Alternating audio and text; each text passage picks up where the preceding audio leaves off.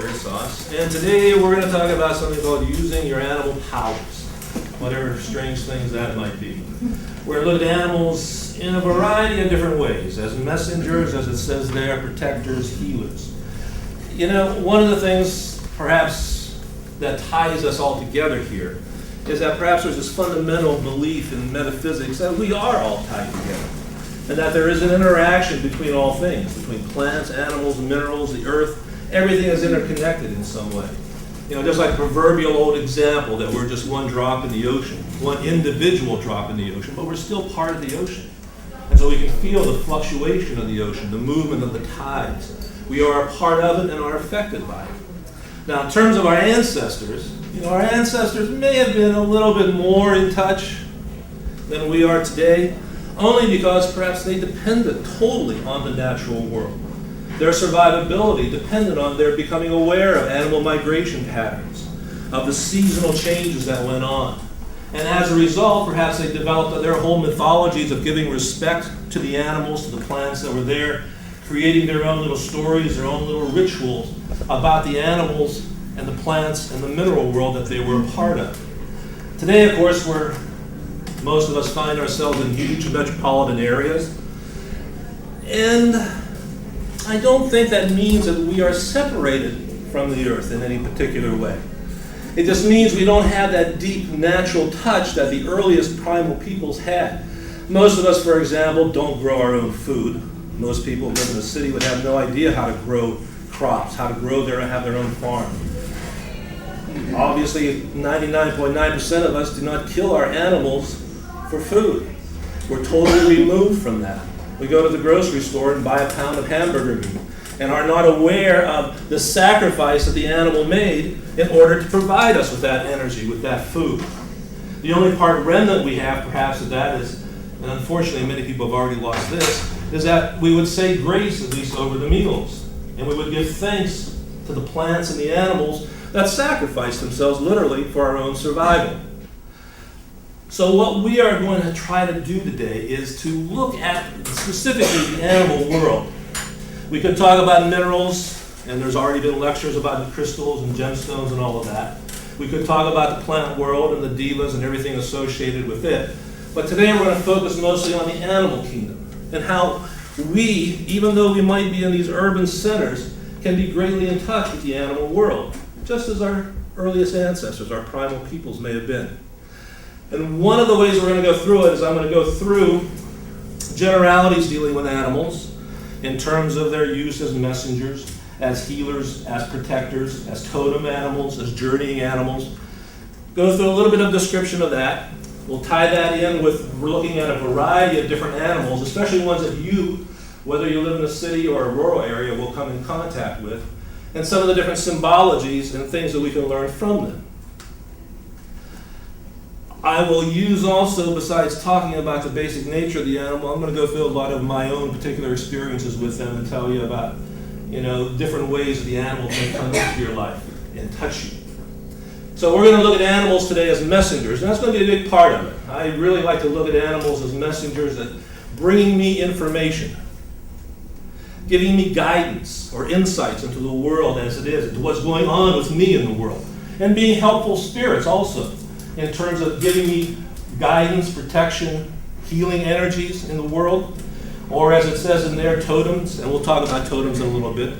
Totems typically are things that we look at, we use their energies as this ritual type of experience, so we can tap into their energies.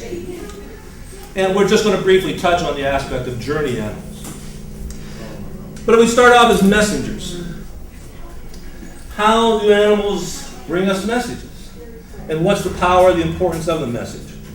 Well, in terms of messenger animals, a lot of times we can notice these little critters coming to us because it's often just a quick, brief visit. They're in and out of our lives very, very quickly. Maybe we just see them or experience them, and something unusual has happened that tells us something different about our lives, that may give us basic information about our lives and what needs to go on. These types of animals, the messengers, often come in sort of unusual circumstances. It may not be the most ordinary situation that they come across your life. And that makes them stand out as being important, being different, as giving you information. They may come to you in dreams. They may be a special gift. For some crazy reason, all of a sudden, your brother, your sister, mother, father, or friend gives you a statue of a wolf. And that becomes, you start to realize that the wolf energy becomes, or is, and has been a part of your life. Well, in terms of messengers, just give you a couple of examples of things that happened to me. This is not one of my pictures, but it's a copperhead. Many, many years ago, when I first sort of got involved with all this kind of stuff and into meditation and looking at alternate realities and different ways of picturing the world, I would visit a friend of mine who actually lived down in southern Ohio, here down in Adams County, not too far from Serpent Mound. He has about 80 acres down there. And I would go down and visit, and we would get into meditations, and we would look and try to experience the alternate worlds. Well, one visit when I came down, we decided to go to this special natural place, this outcropping above Brush Creek. And we wanted to get into a very deep meditation. We really wanted to find our spirit guides, our spirit helpers, to find out if we were on the right path. And as we parked the vehicle and started walking up the cow path and started going up to the trail just below the rock outcrop, there was a dead copperhead along the trail. As I look back on it now, what the significance would that be? Well, obviously, you don't see copperheads every day, so it's an unusual circumstance. But what was it trying to tell me? Was it trying to tell me that the journey that we were on, that I was on, into looking at alternate realities and looking at different experiences in life was fraught with danger, and as something that could potentially kill me? Or was the fact that the copperhead was dead telling me that, hey, there might be dangers along the way, but you're safe. You're protected. Everything is fine. And so there's no need to really fear anything. That's the interpretation I took with me later on, of course. I felt that that one was the most true. It's interesting, I got this one. This is also not one of mine. I wish it was. But as we had gone through our meditation that day, when we were walking back down the trail, my friend happens to stop and looks, and he picks up this stick, and on this stick is a saddleback caterpillar. That's called a saddleback caterpillar because, of course, it has that little saddle-like area on it. And then he started to make up something. He later told me he just made it up. He couldn't figure out why, but he just made it up.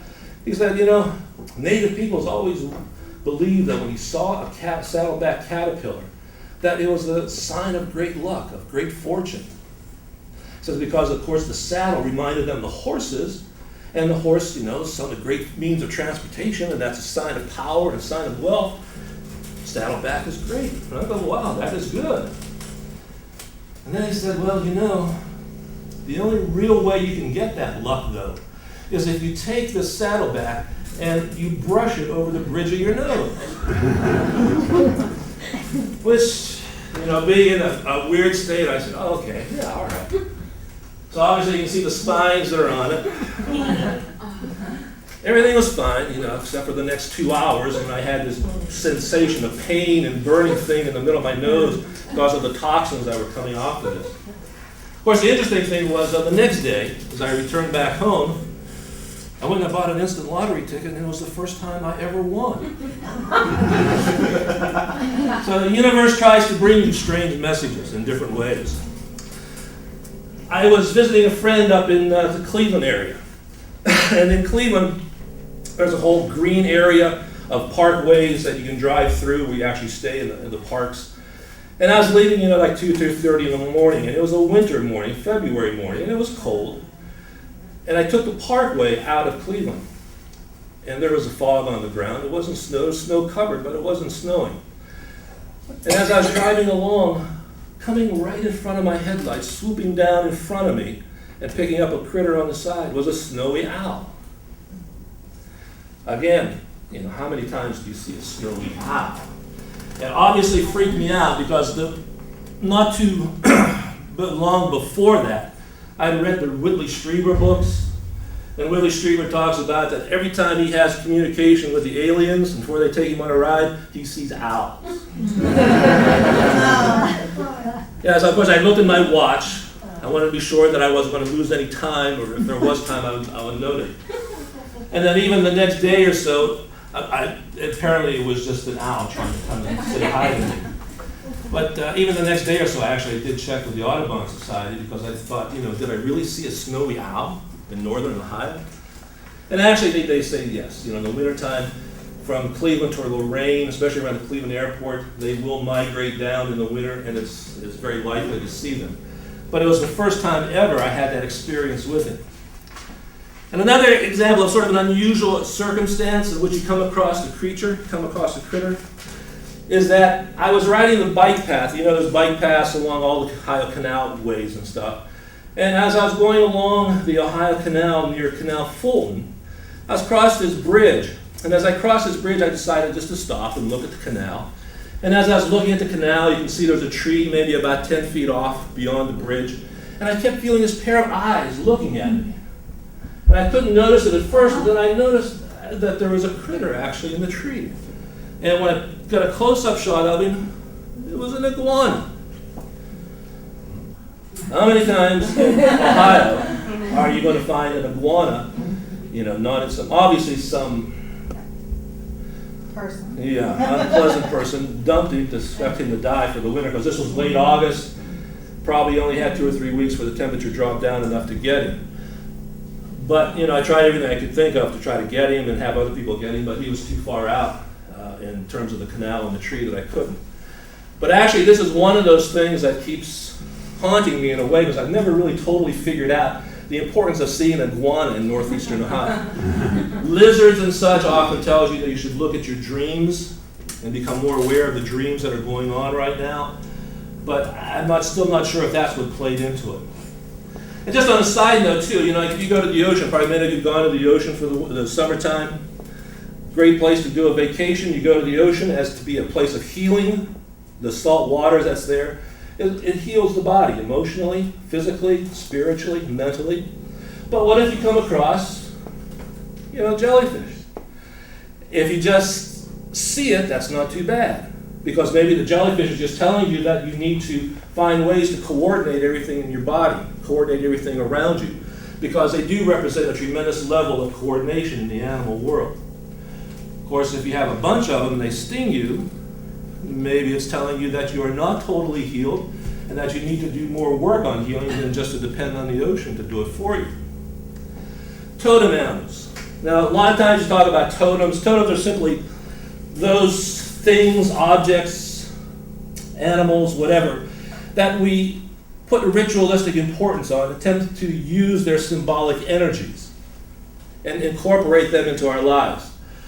For a lot of native peoples and such, you can find totems as being part of their lives from birth throughout their entire life. And a lot of times, totem animals, we tend to share traits with them. Physical traits or even behavioral traits. Because when you look at animals, when you want to understand their symbology, you don't look just at their physical nature. You look at also their emotional, their behavioral nature and what they do. So maybe there are traits that you take on from the animal, the totem animal, that are a part of your life. They may compensate for your weaknesses. Those parts of you that you can't do, the totem animal may have the structure, the physical form, or the behavior that lends you the information on how to take care of that weakness. Of course, these animals could change with crises in our lives. They can change with the rites of passage. For myself, one of my totem animals is the elephant. I've never been a small creature myself. I'm large. I've always associated myself with a large animal. The strength of the elephant. One of my great fears in life is to lose strength. When you no longer have the strength and the ability to do something, that is a terrible dilemma that you run into, a terrible crisis on yourself. Whenever you feel like you need that extra bit of energy, you can call upon, for example, the elephant energy to give you that extra strength to do things. And again, this is why the more you know about an animal, the more you can understand how it interplays with your life. For example, just beyond the strength, elephant societies tend to be more matriarchal. The females tend to run it. And in my life, females have tended to be the ones who have directed me, who have pushed me on to do something, who have given me the energy, the instruction to direct myself to do different things. So elements has always been a big part of my life. In fact, sort of hesitant to tell you this, but when I was much, much younger, I always used to refer to myself literally as a bull elephant with panther-like quickness. I mentioned that to a friend of mine a few years ago. And she said, well, I understand. I told her, well, listen, I know that with the years I've lost a lot of the panther-like quickness. And then she replied, well, I think you've lost a lot of the elephant too. And that all you really have left is the bull. And it made sense. It made sense. Animals can come as helping spirits. They can become like guides that direct us and help us in different ways and parts of our life. They may come only when there is a particular need, when we have a physical or emotional need that pops up and we need some support from something other than a human. And they show us what we need in order to remedy that particular situation. They may be healers, physical healers, or even grief healers. You can, I noticed a couple of books that are down there in the bookstores, one of which is by Jean Houston's Mystical Dogs, which describes her relationship with a lot of her dogs and the importance of the spirit animals and how they can come and help you and interplay with you. A friend of mine, her family had 5 children. She was one of the daughters in the family. The one summer, a drunk driver killed the youngest daughter. She was like 15 or 16. And then that winter, one of their sons drowned. The family, that January was totally, obviously devastated. Just to lose 2 children in 1 year, they were totally wiped out. And the family was in total absolute chaos, as you can imagine the grief going on. And then out of the blue, they live in a rural area, out of the blue, a dog comes along. And it's like the dog just came and stayed there. And it's like the energies of the family, they were able to focus on the animal. And they were able to actually display some of their grief and take away some of their grief because now the focus was with allowing the animal to become part of their lives now too. After a month and a half or so, as the springtime came, and the family was, obviously you never totally heal, but as the really horrendous part of the grief was dissipating, the animal left. The dog just departed. Spirit dog, helping dog. There is a national organization called the Society of Compassionate Friends.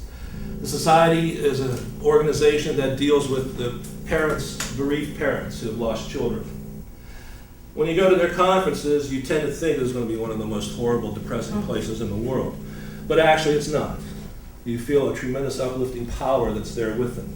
And I remember one of the lectures that was being given, the woman was describing how her son had died, and she was obviously totally grief-stricken with the loss of her son, and was going through all the trials and the torments of why this happened, why he was so young, why was he taken from me now, is he okay, is he all right?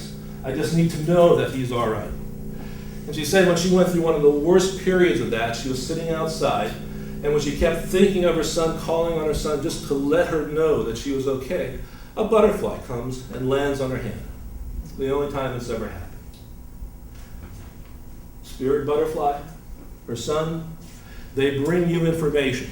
We simply have to be aware of it. And this is Basil the belligerent. Basil passed several years ago, but even with animals, I think you know that their energies, those animals that really have been loved, are around. They keep coming back and they keep around. Basil and Gray Cat, the other one who passed before him, I've laid there on the bed, and you can feel them jumping on the bed and walking along the covers. You know they're there. You can feel them. You can sense them. They come back to say, hey, just like the story of the Rainbow Bridge, waiting for you to come so they can walk across with you. Another aspect of animals would be the journey animals, and those that deal primarily with shamanistic kinds of things. Shamans, when they want to go to alternate realities, the upper and the lower worlds, they will often take an animal, spirit animal, with them as a guide for their journey. The spirit animals may help in soul retrieval and may help guide them with questions. But we're not really going to go into the journey animals today. I mean, there's too much to deal with that, and there are other lectures and stuff on shamanism that you can find out what a journey animal is and soul retrieval. So let's just stick to the general aspect of animals and how they intertwine in your life. Well, if you want to talk about a totem animal in your life, how do you find them? Well, obvious reason, ways, dreams. You can program your dream and say, hey, I want to find that animal that I'm deeply associated with. You can go into a meditation and go, what animal is coming to me? What animal is here? You can look at your own life experiences. What animals have interplayed with you during the course of your life that have been repeated over and over and over again, that keep coming back to you? There might be recurring sights of the same animal. You know, you keep seeing a giraffe, and you love giraffe, and you see giraffe dolls, and you see giraffe pictures, and you're drawn to them. Or another possibility, as native peoples used to do, and a lot of others, is to go on a vision quest. To go on a quest to go and attempt to find your relationship with the other worlds, and perhaps find the animal that you are associated with. This is a baby jaguar taken at the Akron Zoo. The melanistic version of this is the Black Panther. I've been fortunate to go on actually a couple of vision quests. And again, that's a whole different world in terms of how you want to go about vision questing. There are different ways, different people will tell you different things about it. But the first one was I went to Mount Shasta out in Northern California, which itself was a fantastic trip to go on. I approached the vision quest as well as I could. I took the train out instead of flying or driving. Took the train out to Reno, so you had a couple of days where you can meditate, relax, and get your head together on the train.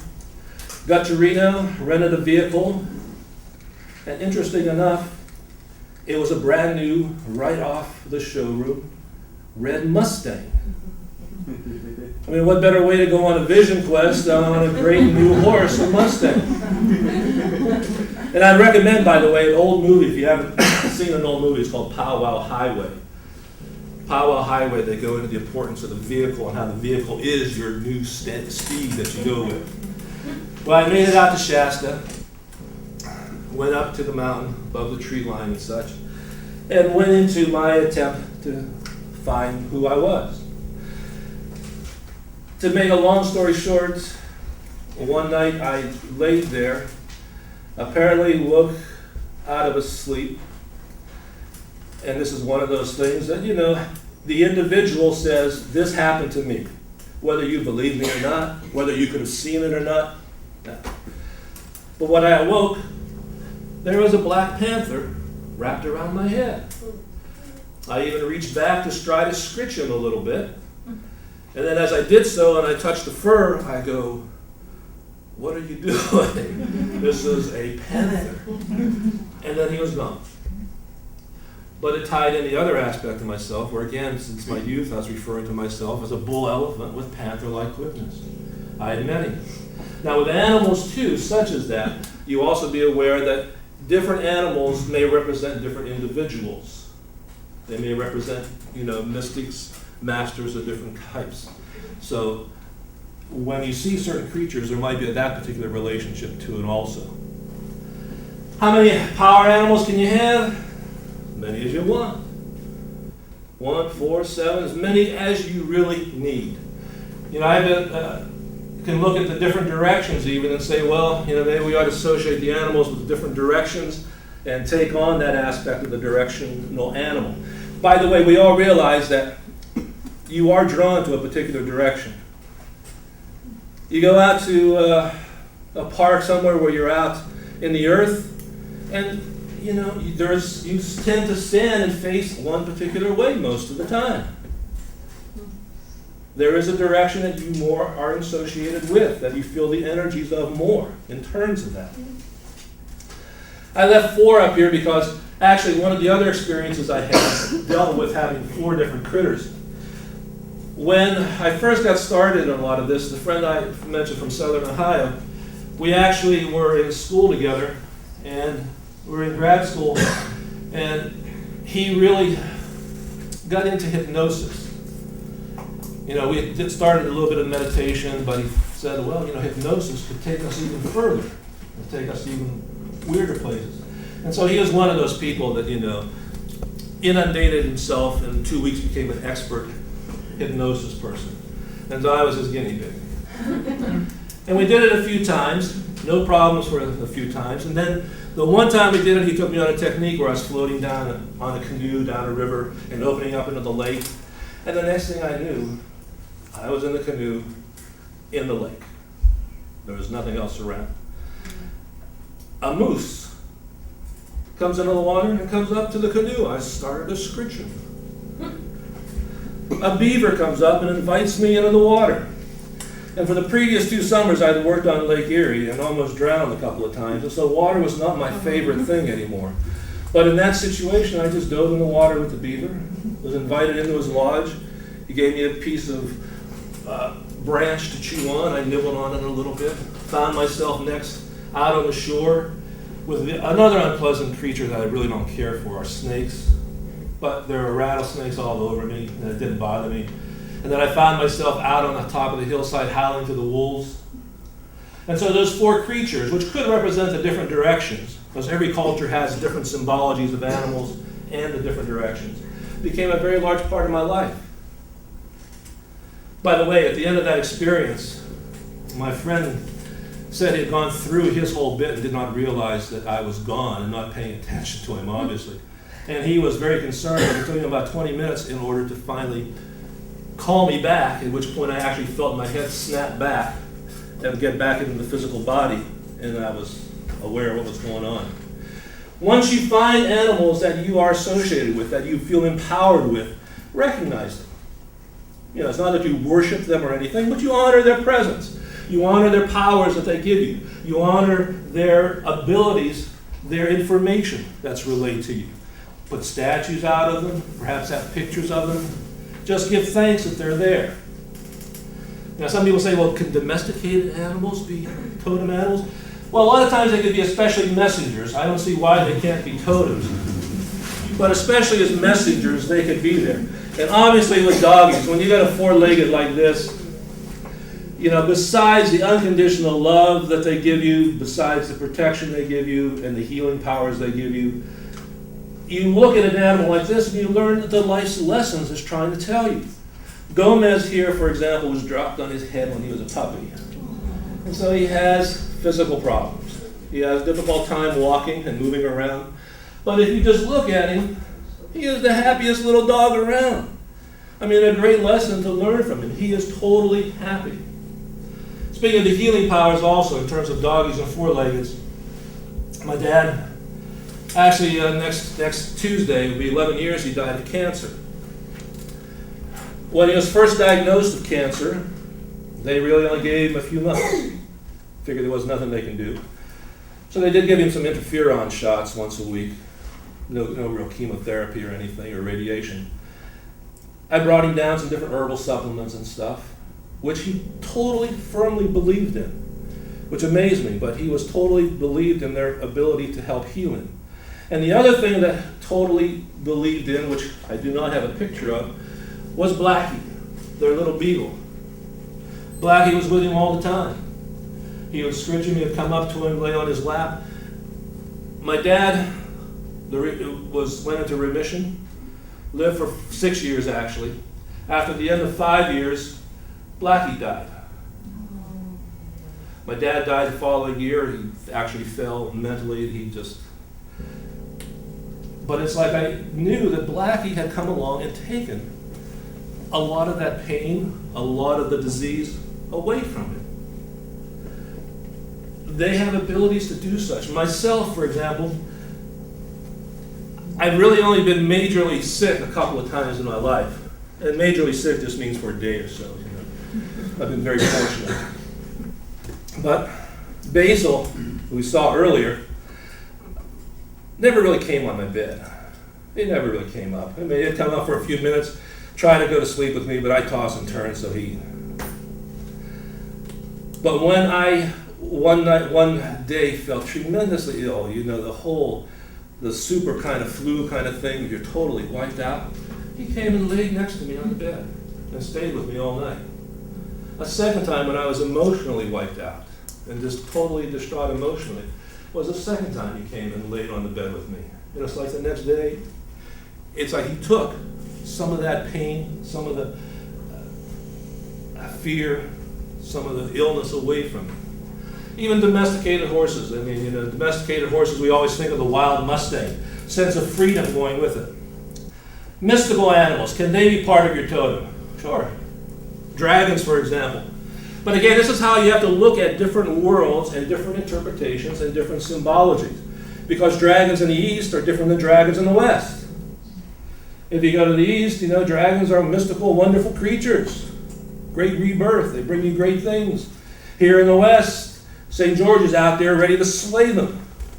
And if you look at the movie that was out a few years ago called Reign of Fire, dragons come by every several thousand years to wipe out everything and destroy everything.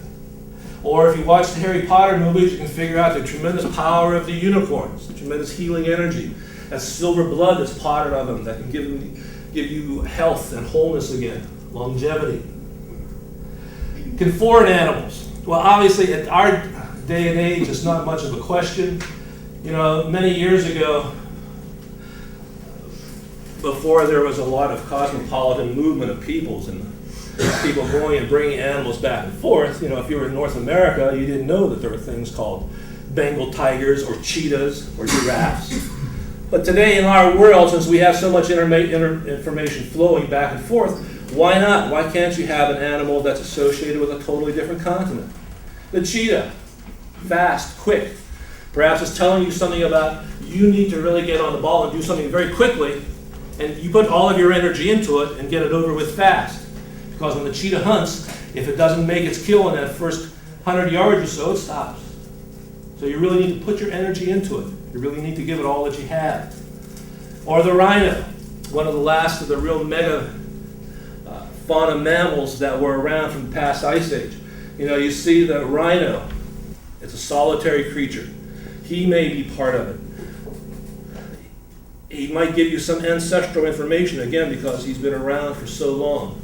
Or, cultures today tend to use the horn of the white rhino as an aphrodisiac. Which is not true, but I tend to think if the rhino comes into a male's life, maybe it's time it goes to Viagra. Insects. Can insects be messengers? Can they be totems? Of course.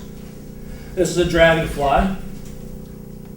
And to give you, unusual things that happen, unusual circumstances, I was walking with a couple of friends, and we're out past the pond, and we stopped and started talking, and this dragonfly starts flying around one of my friends' heads.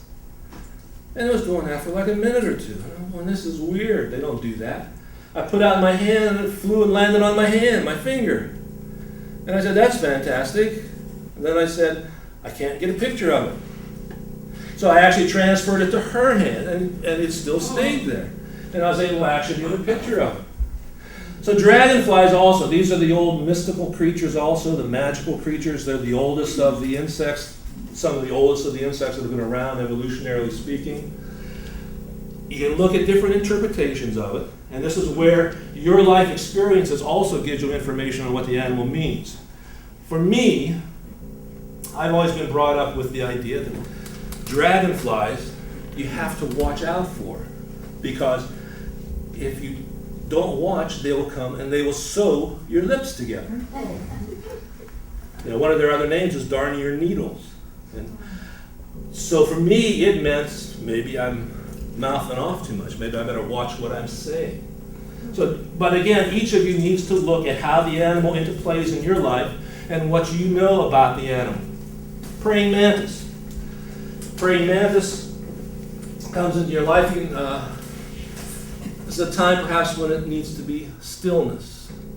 Praying mantises are known for just being there and waiting forever before they actually make their pounce. And so maybe it's part of that aspect of your life that you need to just sit and wait and be aware of what's going on around you.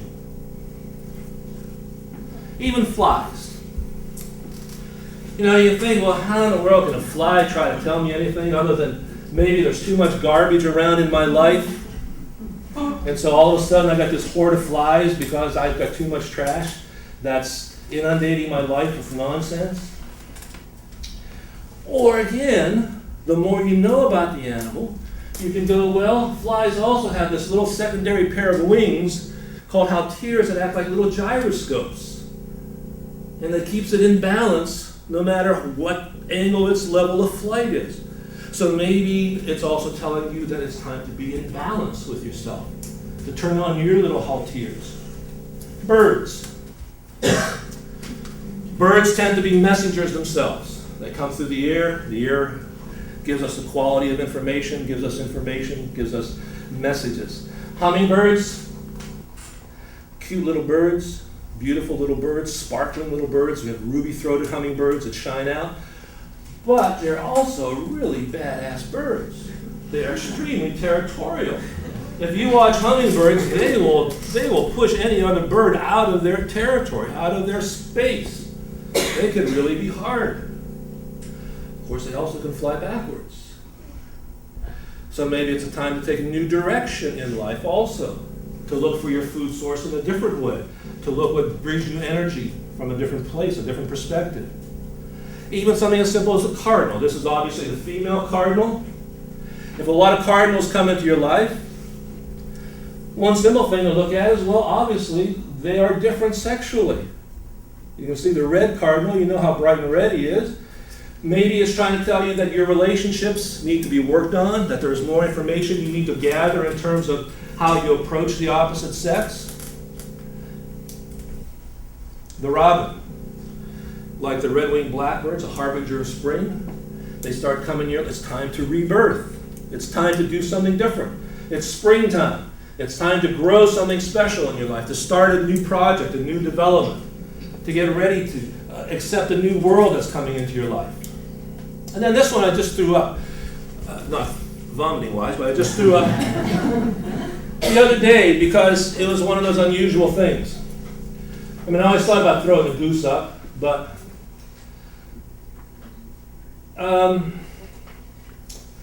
actually 10 years ago Monday, my wife died. We were at the Cancer Treatment Center of America in outside of Chicago, in Zion, Illinois. And there was a lake, or is a lake outside. And that lake, it was in the fall that it occurred, obviously. And there was geese all over. And as I would take a break from sitting with her as she was going, it was about 3 weeks before she actually died. She had the chemo produced a blood clot, which produced a stroke. And so when you took a break, I would go outside and look at the geese. And then when I'd be in a room, sometimes they would take off, and I would describe to her what was going on outside. A flock of geese are flying off, and I could see them all. They're honking and yelling.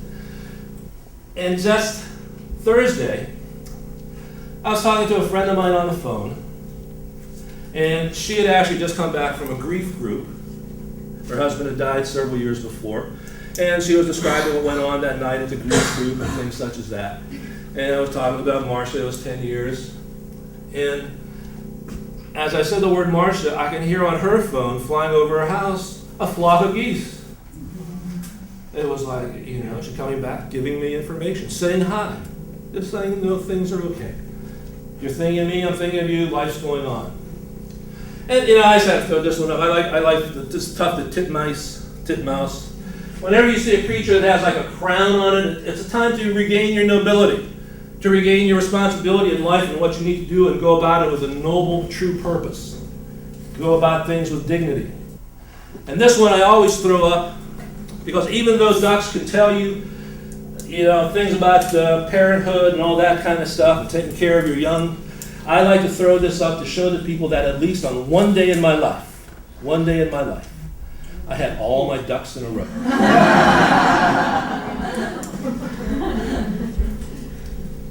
Typical power animals. Obviously, these are some of the totem animals people think about. The wolf. People love to have predator animals as their totem animals. Well, the wolf is, you think of all the aspects of the teachings that the wolf has. It is the great pathfinder. It is a pack animal. It deals with relationships. It deals with how you interplay in a relationship. There's typically a stronger alpha male and alpha female.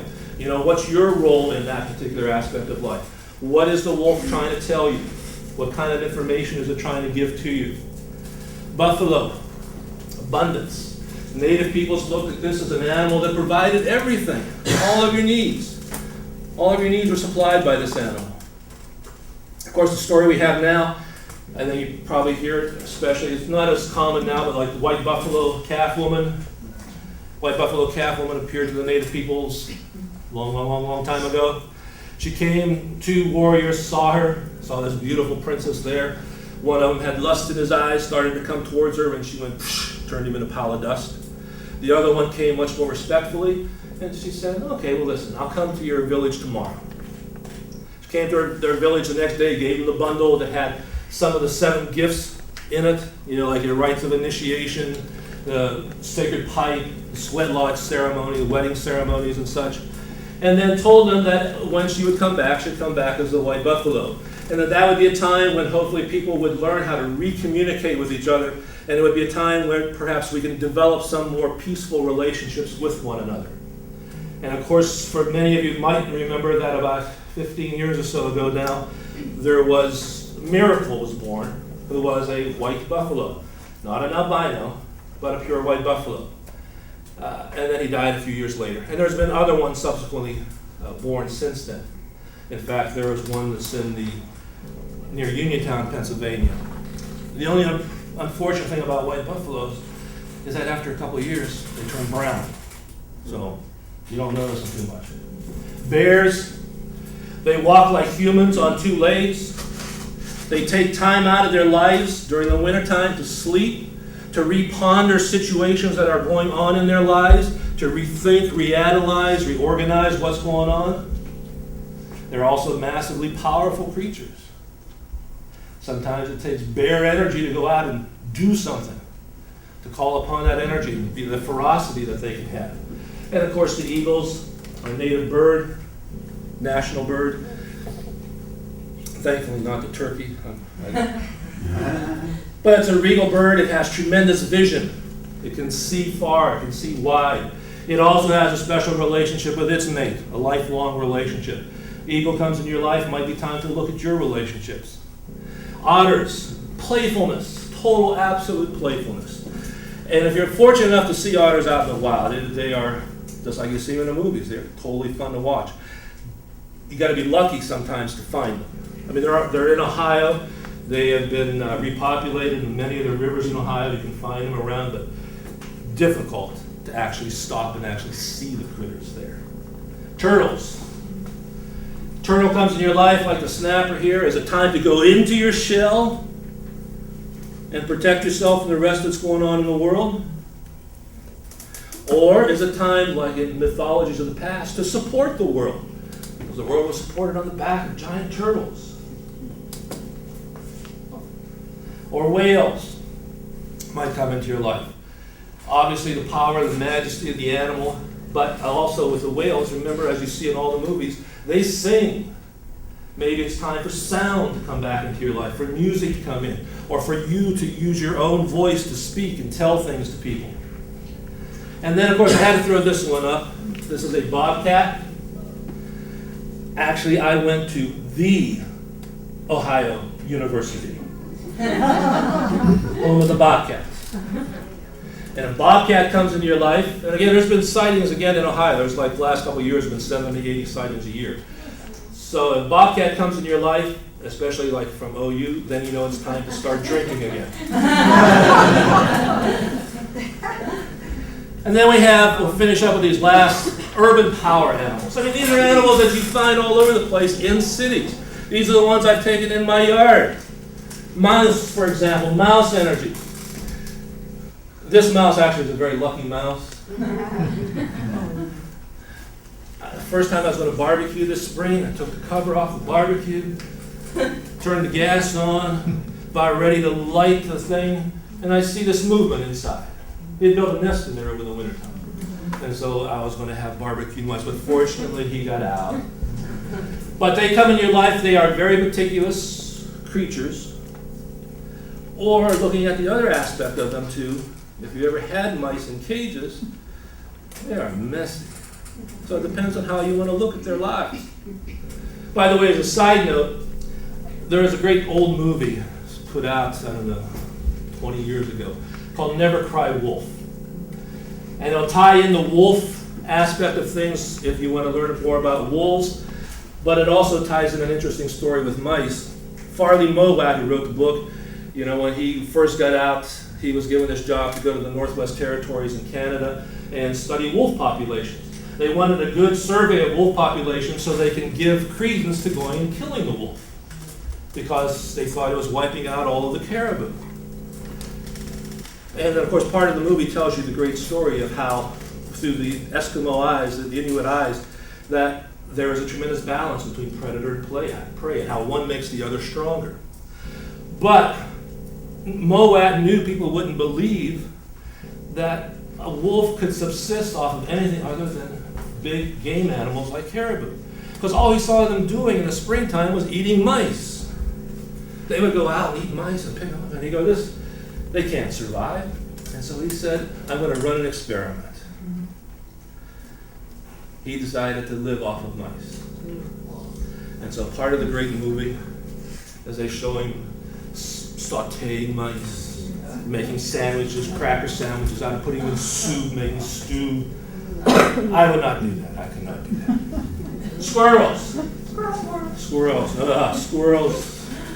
Sometimes you have relationships with animals too that are not necessarily that good. When my oak tree started to produce acorns, they started to get into the porch roof and everywhere. I actually had to take 10 of them for a ride or so off to someone else's place. But they do tell you that it's time to prepare. Prepare for difficult times. Prepare for the winter. Prepare for things. Time to put money aside, food aside, whatever. Possum. Time to play dead. Maybe it's just time to let yourself butt out of certain situations and not get involved, to look at a totally different approach to things. Moles. Moles don't see with their eyes, they use their other senses to go around. So maybe it's time for you to use your other senses to perceive the world. Maybe if the world is not as you think it is, but it's in other ways that you need to show another approach. And of course the moles get to the root of the problem, just like the groundhog might, although the groundhog one of the true hibernators in Ohio will actually sleep through the winter in terms of going over the whole problem and melding it over so we can come up with a better solution in the springtime. And to give you different examples how the same kind of animal can give you different information, the orb weaver, the spider, spins a great web. You can't see it on this particular slide. But a great web. One of the aspects of spiders is creativity, tremendous creativity. You see an orb weaver, it's time to create things, or it's time to capture something in your web. But then you have other spiders, if they come into your life, are solitary hunters that go out and hunt. So maybe it's time to go out and hunt something. And that sometimes nature gives you information. This is not a good picture coming up, but sometimes you have to listen. I thought this was fascinating when I started to take the pictures, but then all of a sudden the wind came up, and it was like the wind said, leave them alone, no more pictures. And you can see this is a fly, and this is one of those spiders capturing it, eating it. And it was like a sacred moment in that time when he simply said, I should leave them alone, don't worry about photographing. By the way, when you do go photograph anything, ask for permission. You go into the woods, say, hey, can I take pictures today? Is it okay? And if the earth says no, then you don't. Butterflies, of course, transformation, the whole metamorphosis process. You go from the egg to the caterpillar to the pupa to the adult butterfly. And for each of those stages, it's a stage of giving up who you were. It's giving up that aspect of yourself to become something totally new and different. There's a great book called Hope for the Flowers. It should be a great children's book, but it's also a great book for adults. And it tells you about the transformation process in the butterflies and how, again, you need to give up. Chipmunks, bringer of fires, they also are very, very sensitive creatures. Raccoons, they have, again, there are different aspects of this you can take. But let's just say one aspect is the mask. Maybe you're hiding behind the mask of your own life. Maybe people don't who you really are. They don't really see what's behind the mask and what's there. And raccoons are one of those other animals that you just... I had him in my house. I had him for actually a week or so before I could get him out. They would come to visit me up in my bed. And even woodpeckers, a different way of getting at food sources. Pileated woodpecker, the largest one we have in the States. Hey, it's unusual, but it came to my yard. And it's there. It's trying to get into those little nooks, looking for food in special different ways. And maybe it's also trying to tell you it's better time to be a little bit hard-headed about things, because obviously they have one of the most powerful heads around to take the shock. Bunnies, to me, bunnies are always abundance. I mean, we know what bunnies do. Sometimes you actually can see critters in the process of it. I know we should step back away from it, but bunnies and things like that are telling you abundance is about. Whenever I see rabbits, tremendous abundance. And just like these grasshoppers are mating with one another, grasshoppers can tell you it's also time to jump from one world to the next. Even the hawks can come into our world, they come into our yard, telling us it's time to go out and be very territorial too. Hawks are extremely territorial. You drive down the road, you can see a hawk over here in this tree, and then it'll be a few miles down the road before you see another. They guard that territory. Maybe it's time for you in your lives to guard your territory, or maybe someone's trying to invade your territory. Deer, gentleness. Gentleness. Or, at a different stage, maybe it's camouflage. Maybe you need to blend into the world.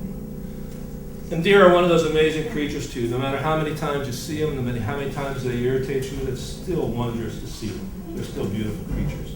Frogs, the amphibians of the world, they can bridge the gap between the emotional world, air, and water, and land rather. They can bridge all of those together with themselves. And they, like the butterflies, go through a metamorphosis process too. And then, of course, we can't leave without saying something about the snakes. Snakes, one of the great fears. But again, it depends on how your culture is and what your feelings are. Because in many instances, you look at snakes coming up out of the ground, so they're giving birth to new things. They molt, they shed their skin rather, so they come out anew. Or you can go in all the Freudian things and think that they're all just sexually related. And even small things like the slug.